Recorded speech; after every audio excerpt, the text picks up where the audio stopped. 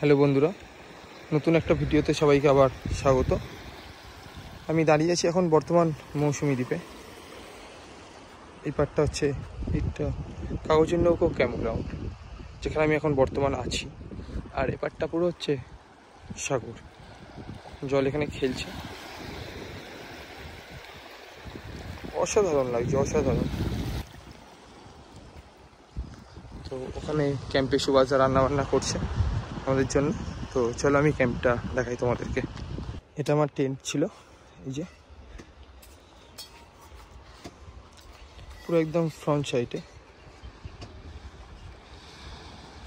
একদম সমুদ্রের জলের আওয়াজ উপভোগ করতে করতে রাতটা কাটিয়েছি।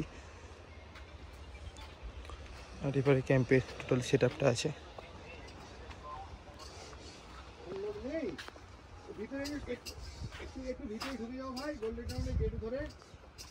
এখানে টেন্ট আছে, টেন্টে থাকার জায়গা আছে।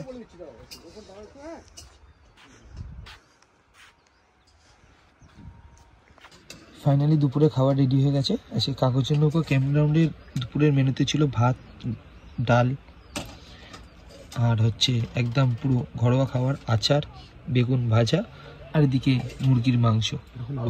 অসাধারণ। তার মধ্যে এখনো আলু ভাতেটা দেওয়া হয়নি, আলু ভাতেটা দেওয়া হবে। জমিয়ে খাওয়া দাওয়ার আজকের হবে। সাধারণত এই টেন্টে 3 জন থাকার জন্য 3% টেন্ট, বাট ক্যাম্পের মালিক এতটাই ভালো, আমাকে একাই দিয়ে দিয়েছিল। একদম পুরো সামনে সি বিচ, সি ভিউটা দেখতে দেখতে সারাদিনের জন্য